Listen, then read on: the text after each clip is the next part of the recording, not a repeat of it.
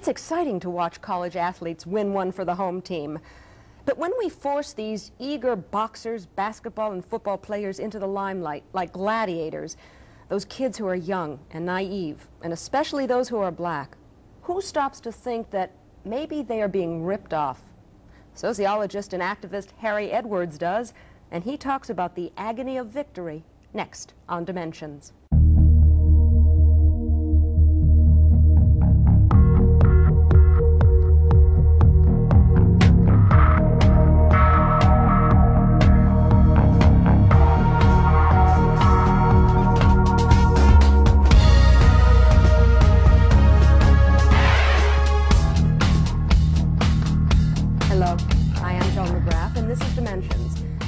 What are we doing to our young athletes?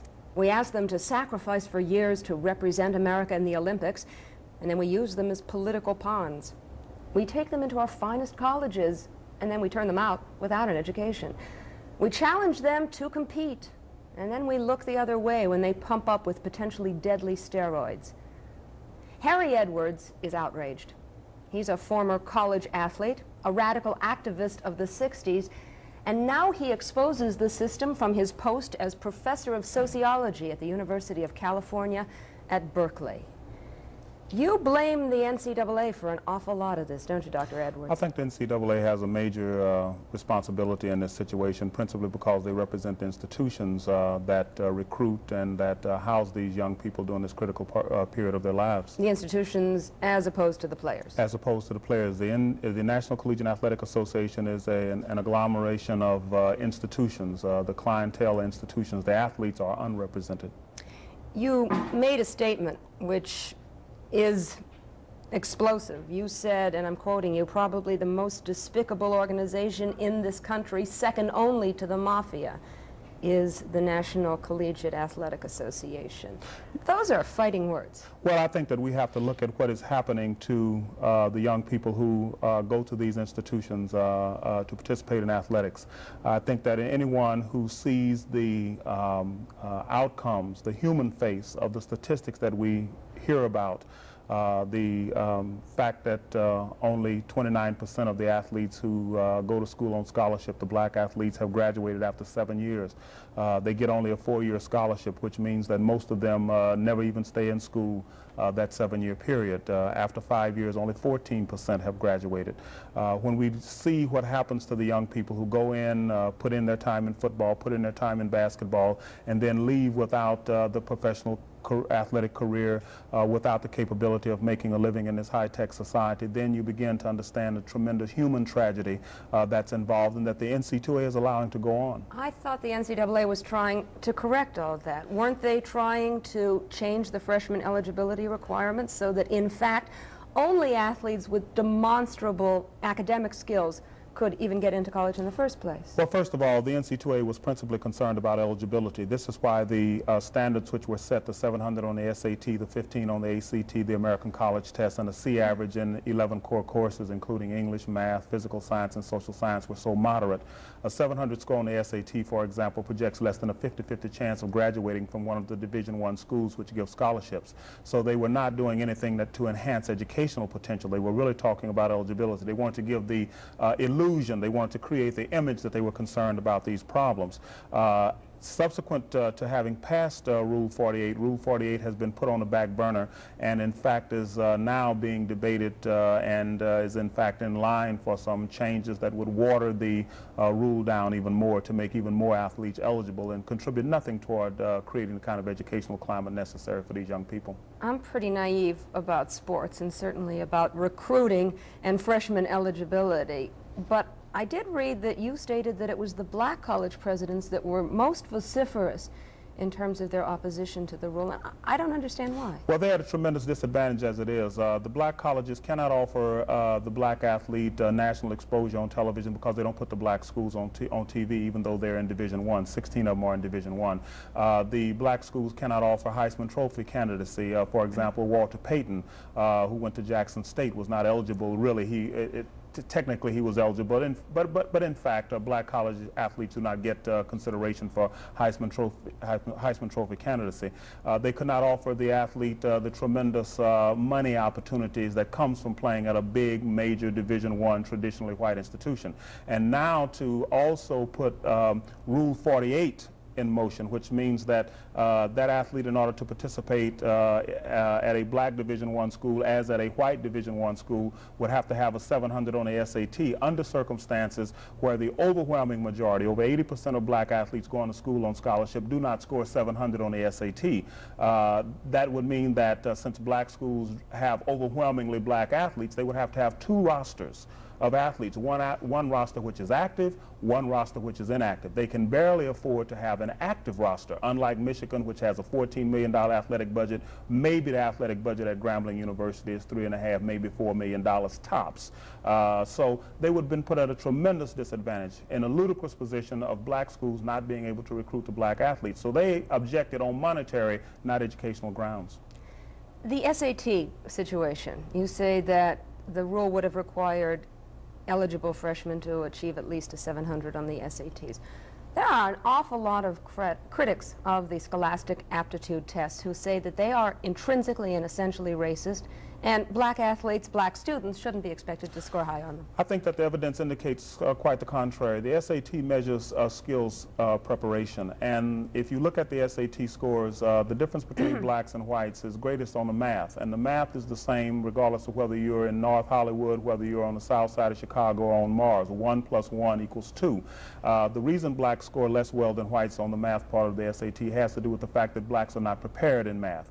Even in the reading section of the examination, the verbal section, we find that the discrepancies between blacks and whites, where whites again score higher, it has nothing to do really with the cultural content of the test. It has to do with the fact that blacks are not taught to read critically and analytically in terms of some very basic kinds of reading skills, and so we score less well there as well. So irrespective of the claims about racism, the reality is that blacks are simply not being prepared. 30 years after Brown versus the Board of Education and desegregation, blacks are still going to schools which are basically unequal and unequally funded and unequally competent in terms of the jobs that they're doing with regard to black students.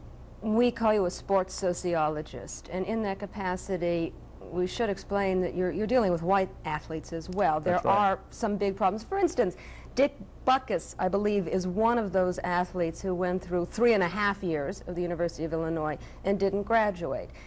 Some of the same things, I gather, are still happening now that happened way back when Butkus was in school. Oh yeah, University of Illinois has a despicable record for graduating its football players in particular. Over the last 10 years, they've graduated only 10% of their black athletes. Their graduation rate for white athletes are somewhat better. I think that they are about 40%, but still you're talking about 60% of the white athletes and over 90% of the black athletes who are not graduating from the University of Illinois. So those kinds of things are basically systematic and go on irrespective of the coach who may be there. Why did it take a Harry Edwards to bring this problem to the fore? Why not the athletes themselves? Seeing themselves push through school, recognizing that they're taking all the easy courses that they can maintain grades for 3.5 years, dumping the hard courses in the last semester so that they couldn't possibly handle the academic curriculum. Why did it take you, not them? The basic problem is that the American media has a headlock on the American public in the sports arena. There's this notion that, first of all, blacks are natural athletes. There's also the notion that it's almost a natural course of events for an individual who is, somebody finds out can run a little fast, to hit a ball a little farther, throw a little harder than all of his peers, to become a high school All-American, get a big scholarship and go to a major university, come out and sign a 6- or 7-figure contract as a pro and live happily ever after, fat city, fame, fortune, forever.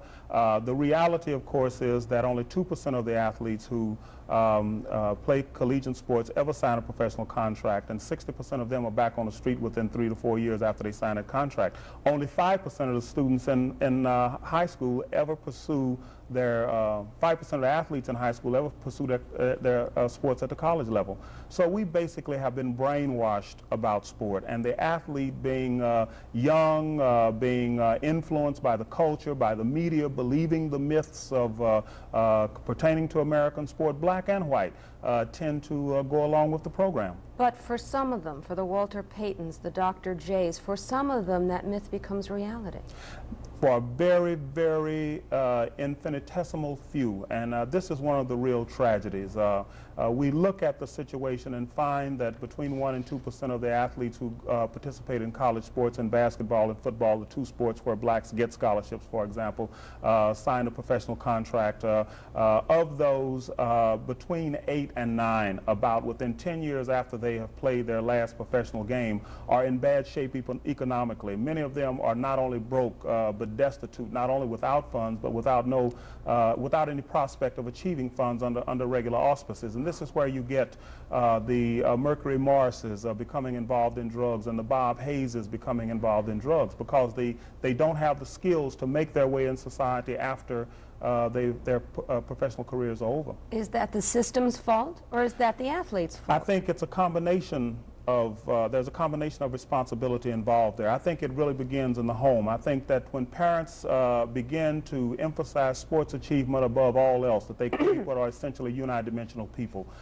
When you combine that with a lack of education in the classroom, because teachers and counselors and principals and coaches believe that this individual is going to be an all-star simply because he's the greatest athlete in his city or the greatest athlete in his region, not taking into consideration the injury, not taking into consideration some of these other factors, they push the situation along. And then the athlete buys the whole enchilada, swallows it, clam, shell, parsley, and all. And we all have a responsibility in perpetuating that. There are some who might suggest that for these athletes that get into college at all, if it were not for the fact that the eligibility requirements were pretty low for athletes and the curriculum was pretty easy, that these kids would never have any chance at college. They wouldn't even be in the environment. But you see, it's not really about getting into college, it's about getting an education, and education is an activist pursuit.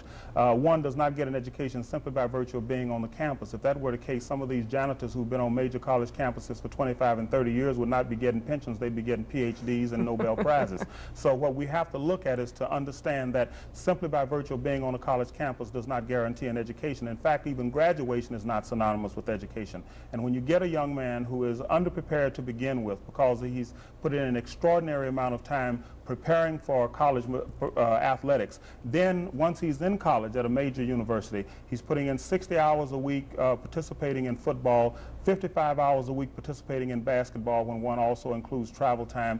You understand that the chances of this person getting an education are very slim by institutional design. But look at the flip side. For that one hypothetical young person from the inner city had never had any chance in high school of getting a decent education, maybe he is the one who becomes the Walter Payton, the Dr. J. Maybe he is the one that gets into the college environment thanks to the fact that it's awfully easy, and he succeeds. And without that system that we have now, he never would have had a chance. But how many grapes are we willing to crush in order to get that one glass of wine? How many young lives are we willing to destroy in order to get that one Walter Payton, that one Dr. J, that one Magic Johnson or Reggie Jackson or Kareem Abdul-Jabbar? We must look at the reality that as far as this society is concerned, the future of the people in this country are not going to be determined by the Walter Paytons or the Jabbars or others. It's going to be determined by those young people who reach their full potential in terms of the full scope of activities, athletics being only one. We need dentists, we need doctors, we need chemists, we need teachers, we need people who have a vested interest in maintaining some degree of moral fiber and character in the general population. All of these areas are vitally underrepresented, particularly with regard to blacks. And every time we lead another young black person down that road toward an athletic career, under circumstances where that's doomed to elude the overwhelming majority, then we are contributing to our own institutional underdevelopment as a people and also to the institutional underdevelopment of American society. Okay, your challenge, Dr. Edwards, is to change the system. Where do you start? Well, I think we have to begin in the home. I think this is one of those problems that is going to be fundamentally resolved in the home. It's not going to be resolved in the conventions of the NCAA or on the college campuses. Parents must begin to understand the realities of modern sport and to educate their young people to behave intelligently with regard to sport. I do not think the answer is to abandon sport or to condemn sport. I think it is to understand sport and to behave more intelligently in terms of it. That means parents teaching their young people about sport and beginning to turn them out as fully developed individuals with an interest in a broad spectrum of areas, as opposed to unidimensional people, literally basketball players and football players and baseball players. And then the next step would be to stop the recruitment violations? I think the next step is for college presidents and faculties to somehow find the guts to bring some academic integrity and some ethics back into the athletic programs of this country. I think that when college presidents begin to let coaches and athletic directors and recruiters and alumni know that our principal and first priority is education for all of our students, not just those who come here on chemistry fellowships and on English scholarships and so forth, but all of our students, particularly those young people who are bringing millions of dollars and who are bringing a great deal of visibility and notoriety to the university. Then I think that we will begin to get a turnaround in terms of what's happening with the NCAA and with some of these other governing organizations. Are you optimistic? I'm very optimistic. I think that the American public has shown a tremendous capacity to change once it understands what's at stake. And I think that once we understand that even though this country is in love with youth, that we have really damaged some of our most competitive and aspirant and resourceful young people, I think that American society will turn around. I'm very optimistic. Let me turn around here and take up another issue that affects not only black athletes but white as well. And that's the use of drugs. It is epidemic in our society at large, and it frighteningly and fascinatingly is even more epidemic in sports. Why? It's a part of the same phenomena. Last year, a study was done at the University of California in Irvine where they asked 100 high school students if there was a drug that they could take that would guarantee them an Olympic championship but had a 50-50 chance of killing them within 1 year if they would take it. 55% of the young people said that they would take the drug, and a substantial proportion of those who said that they would not, apparently, according to the answers to other questions on the questionnaire, really meant maybe I would take it. I think we have to recognize that America is a drug-saturated society, that in every realm we have tremendous drug problems, over-the-counter drugs, prescription drugs, illicit drugs. Athletes come out of that same barrel, and that's one that we're going to have to resolve as a people. Okay, we're not only talking about the kind of drugs that blow your mind, we're talking about the kind that build drugs your muscles. The worst violations in athletics are performance-related drugs. For example, this past football season, the Chicago Bears gathered around Jim McMahon while the doctor of the team shot him up in the hand so that he could go back on the field. Now, and no one paid any particular attention to it. The media wasn't outraged. No one was outraged. People weren't booing from the stands. If they had gathered around Jim McMahon so that he could toot up with some cocaine or smoke a joint, there would have been tremendous outrage all over America. So there's a distinction made between performance-related drugs and recreational drugs, but in fact, it's part of the same problem. It has the same identical root. Of course, Jim McMahon is an adult. Jim McMahon is an adult. He has choices to make. Like I say, the American sports media and the propagandists for American sports have a headlock on American society in the sports realm. Things that we would never think of doing outside of the sports realm are accepted and tolerated to such an extent that it approximates lunacy within the sports realm. And I think that, again, this is something that the American people themselves are going to have to come to grips with. You were an athlete. Certainly you understand the temptation to even the score. If my opponent's taking steroids and I'm wrestling with him, I want to take them too. I don't want to be at a disadvantage. And maybe it'll hurt me down the line. Maybe it'll cause some rare form of cancer. Maybe it'll cause a heart attack. But that's tomorrow.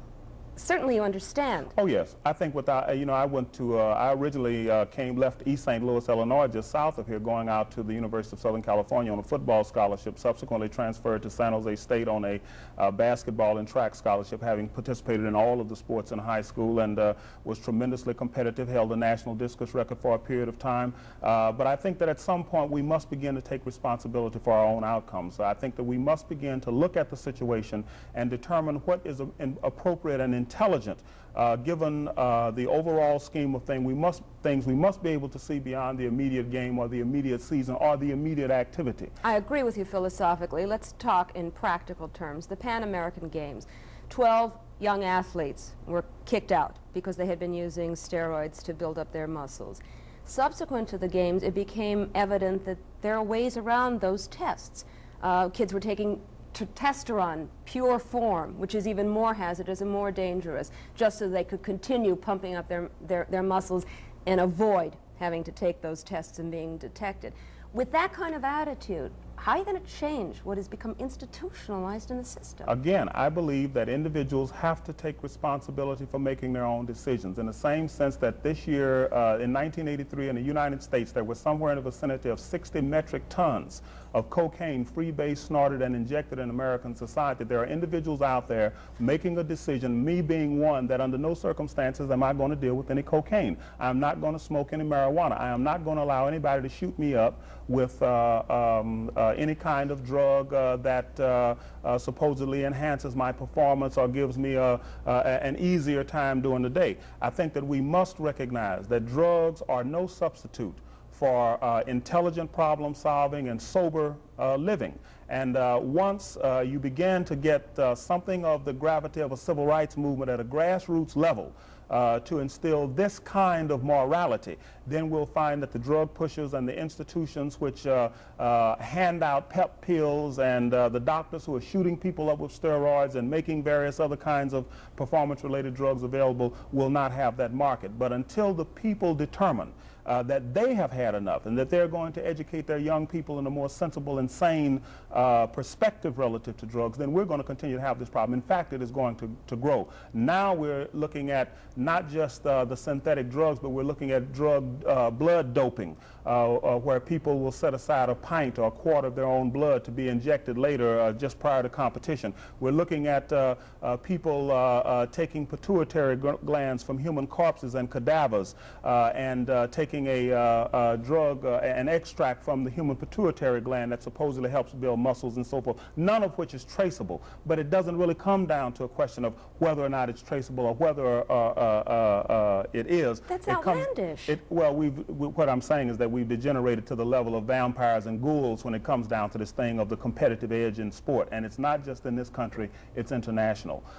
We have some very serious decisions to make in this realm. Our young people are essentially doing what we have led them to believe is correct, appropriate, and acceptable. They come here with none of those appetites, but shortly after they're here, by the time they're in high school at the very latest, they have already gotten to the point that they are willing to take something that has a 50-50 chance of killing them, and that's a problem for this society, not just for those athletes. I hear you talking not only as a sociologist and a PhD, but also as a father of 3 children. As a parent, that's right. I'm very much concerned about the kind of world that my young people are going to be going into.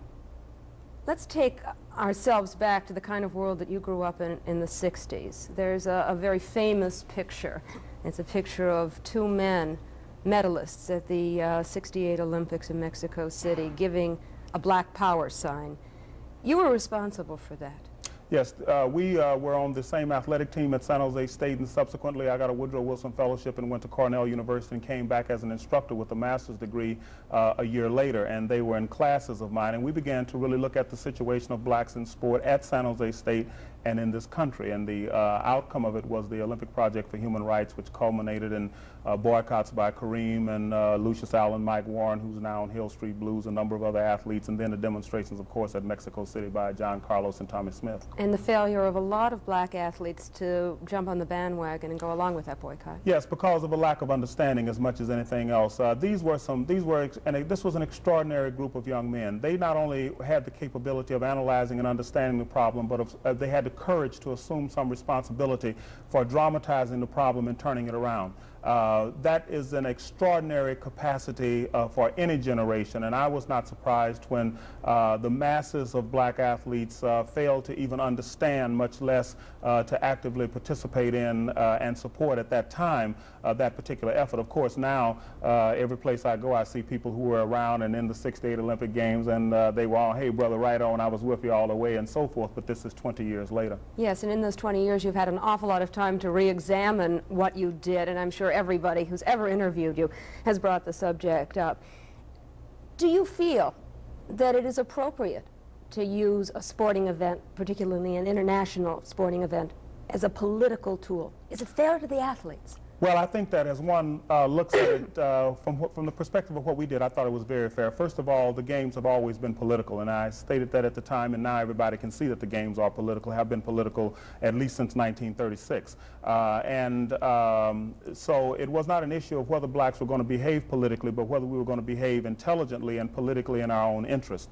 Secondly, unlike the boycotts and so forth that you see now staged by Mr. Carter, which I oppose, staged by the Soviet Union, which I opposed as well. This was an act of conscience on the part of these young people. It was not a boycott ordered by executive fiat. We asked athletes, we tried to educate athletes as to our point of view and the kinds of issues that were involved, and then asked them to make a statement. And I think that under circumstances where the games are political, where you are behaving in a political arena internationally with an international and domestic impact, if those athletes as an act of conscience determine that they have a responsibility to behave politically in defense, in support of their own political views, then I think that that's quite appropriate. The Olympic Games are politics. They're politics even more so than athletic and cultural events. Isn't that kind of mixing issues? No, I don't think it's mixing issues. I think it's being honest about the realities of the situation. When the Olympic Committee says to South Africa, you can't participate because we don't buy your system of apartheid, as much as morally we might be disgusted by that system, we nonetheless have to recognize that the Olympics were set up as competition between athletes. Yeah, but you see, you have to recognize with South Africa that that's a unique situation. The hardest thing in the world to get, in the modern world in particular, is a moral consensus. But even South Africa's closest trading partners, Israel, the United States, and Great Britain, publicly abhor, and as a matter of record, the system of apartheid, which keeps 80% of the citizens of South Africa from exercising the full potential of their humanity. They're literally in a situation of expatriates in their own country. And so what we have there is a unique kind of adjustment on the part of a world institution, the International Olympic Movement, to what is a unique situation, and I think that one that is quite just. The moral consensus is so strong that I'm convinced that if South Africa is allowed to participate in the games in any official capacity, that the Olympic movement would be essentially destroyed. Well, doesn't that mean by extension that we shouldn't allow the Soviets to participate anymore? There's no moral consensus on the Soviet Union. In fact, well over half the world appear to believe that the Soviet Union is quite acceptable in terms of deciding what kind of system it will have in its own society and influencing as many other people as it possibly can to have the similar kind of system. You have a situation in Afghanistan which is deplorable, but Vietnam was also deplorable. So is the mining of the harbors in Nicaragua deplorable. And so I think that the masses of people around the world look at the superpowers in terms of the various limitations as well as the advantages that each presents to the world, and accept it for what it's worth. People fall on various sides of that situation. If I had a choice of living in the Soviet Union, where I visited for a month in April, or living in this country, I would live in this country. I think that a society which tells you that we're not going to give you anything, but we'll let you get everything that you can get competently is better for me than a society which says we're going to give you everything, but you can't do anything on your own.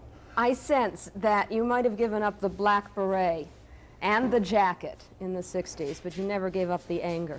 Well, I was dealing with the real world, the R-E-E-L world in 1960s. Now I'm dealing with the real world, the R-E-A-L world, and the black beret and the jacket aren't necessary. I'm delighted that you were at Columbia College as a professor in residence so that we had the opportunity to talk. I'm only frustrated that we're out of time, and there's so much more I would like to ask you. Come back soon, would you? Thank you very much. My guest has been Professor Dr. Harry Edwards. I'm Joan McGrath. I'll see you next time on Dimensions.